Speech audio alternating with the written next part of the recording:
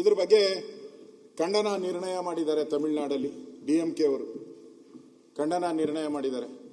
ತಮಿಳರನ್ನ ಕೊಂದಿದ್ದೀರಾ ಅಂತ ಅವರು ಡೈರೆಕ್ಟ್ ಆಗಿ ಹೇಳಿದ್ದಾರೆ. ತಮಿಳರನ್ನ ಕೊಂದಿದ್ದೀರಾ ಅನ್ನೋ ಮಾತನ್ನ ಹೇಳಿದ್ದಾರೆ. ಆಮೇಲೆ ಅಲ್ಲಿ ಮುಖ್ಯಮಂತ್ರಿ ವಿಜಯನ್ ಅವರು ತಮಿಳರ ಹತ್ಯೆ ಬರ್ತಾ ಇದೆ ನೋಡಿ, ತಮಿಳರ ಹತ್ಯೆ ರಾಜ್ಯ ಸರ್ಕಾರದಿಂದ ತಮಿಳರ ಹತ್ಯೆ. ಶನಿವಾರ ನಡೆಸಿದ ಎನ್ಕೌಂಟರ್ ಅಲ್ಲಿ 3 ತಮಿಳಿಗರು ಹತ್ಯೆ ಆಗಿರುವುದು ಖಂಡನೀಯ ಎಂದು ತಮಿಳುನಾಡು ಮುಖ್ಯಮಂತ್ರಿ ಜೋಸೆಫ್ ವಿಜಯನ್ ಭಾನುವಾರ ರಾತ್ರಿ ತಮ್ಮ ಎಕ್ಸ್ ಖಾತೆಯಲ್ಲಿ ಹಾಕಿದ್ದಾರೆ. ಈ ಘಟನೆ ಕುರಿತು ಕರ್ನಾಟಕ ಅರಣ್ಯ ಇಲಾಖೆ ನೀಡಿರುವ ವಿವರಣೆ ಸ್ವೀಕಾರಾರ್ಹ ಅಲ್ಲ ಅಂತ ಹೇಳಿದ್ದಾರೆ. ಮುಖ್ಯಮಂತ್ರಿ, ಒಬ್ಬ ರಾಜ್ಯದ ಮುಖ್ಯಮಂತ್ರಿ, ನಿಮ್ಮ ಪಾರ್ಟ್ನರ್ ಅವರು, INDA ಪಾರ್ಟ್ನರ್, ಅವರೇ ಹೇಳಿದ್ದಾರೆ ನಿಮ್ಮ ಫಾರೆಸ್ಟ್ ಡಿಪಾರ್ಟ್ಮೆಂಟ್ ಏನು ಕೊಟ್ಟಿದೆ ರಾಮಲಿಂಗಾರೆಡ್ಡಿ ಅವರು ಓದಿದ್ರಲ್ಲ ಅದು ಸ್ವೀಕಾರಾರ್ಹ ಅಲ್ಲ ಅಂತ ಹೇಳಿದ್ದಾರೆ ಅವರು. ನಾನು ಈಗ ಓದಿದೆ, ವಿಜಯ್ಗೆ ಏನು ಕನ್ಸಲ್ಟ್ ಬಂದಿತ್ತ? ಕರೆಕ್ಟ್ ಆಗಿ ಹೇಳಿದ್ರಿ. ಹಂಗಾರೆ ಲಾಯಕ್ಕಿಲ್ಲ ಅಂತಾನೆ ಅವ್ರ ಮುಖ್ಯಮಂತ್ರಿಗೆ. ನೀವ್ ಹೇಳಿದ್ರೆ ಅದನ್ನೇ ಹೇಳ್ಬಿಡ್ತೀನಿ. ರಾಮಲಿಂಗಾರೆಡ್ಡಿ ಹೇಳಿದ್ರು ವಿಜಯನ್ ಲಾಯಕ್ಕಿಲ್ಲ ಮುಖ್ಯಮಂತ್ರಿಗೆ ಅಂತಾನ. ಸಭಾಧ್ಯಕ್ಷರು ಅಶೋಕಣ್ಣ 20 ಜನ ನೀಟ್ ವಿದ್ಯಾರ್ಥಿಗಳು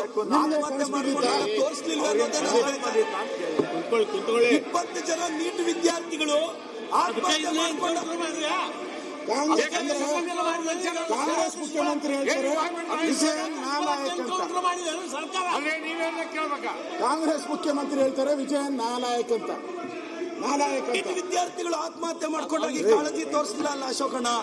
ಮಾನ್ಯ ಅಧ್ಯಕ್ಷರು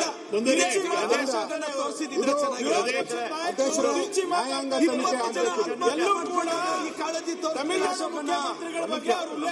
ಅಶೋಕಣ್ಣ.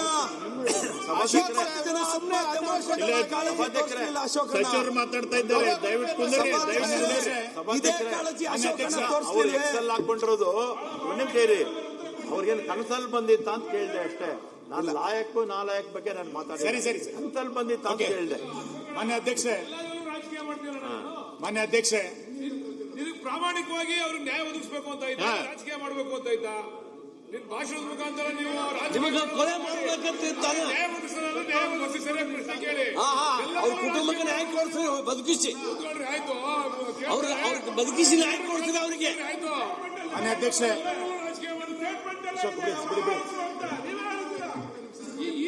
ಮೂರ್ ದಿನ ಏನ್ ಮಾಡ್ತಾ ಇದ್ದೀರಿ ನ್ಯಾಯ ಒದಗಿಸಕ್ಕೆ? ನ್ಯಾಯ ಬೇಕಾದ್ರೆ 3 ದಿನ ಬೇಕಾಯ್ತು ಸರ್ಕಾರಕ್ಕೆ.